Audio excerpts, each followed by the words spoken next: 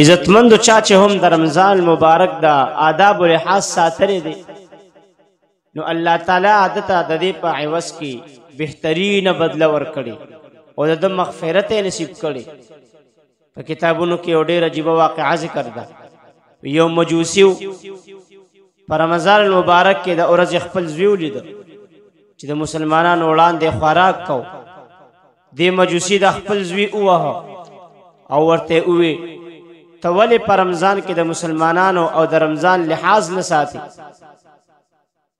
یعنې تا ته حیا نه درځي چې د رمضان المبارک په میاشت کې ته د مسلمانانو وړاندې په ښکاره خوراک کې او د رمضان د آداب و لحاظ نه ساتي، خیال نه ساتي. بهرحال دا مجوسی په عمدی جمعه کې وفات شو.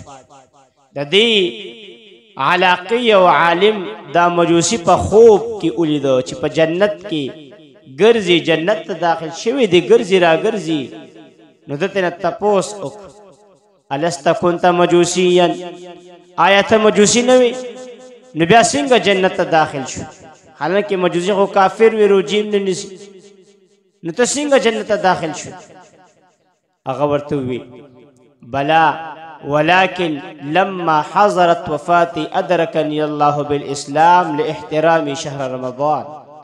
وی آو زه مجوسیوم لیکن کله چې زما د مرګ وخت را نږدې شو نو الله تعالی ما ته د رمضان مبارک د میاشت د احترام او د آداب په وجه باندې اسلام نصیب کو، نو زه مسلمان وفات شوی.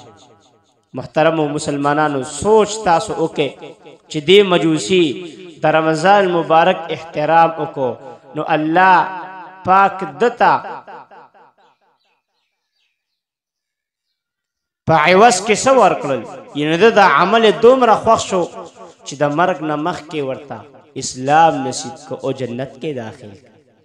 نو اوس چې کم کس په حقیقي معنو کې د رمضان مبارک ادب کوي، یعنې د دې روجې نیسي، عبادات کوي، هر قسم گناهونو نه ځان ساتي، نو الله پاک په داسې کس باندې څومره مهربان وي.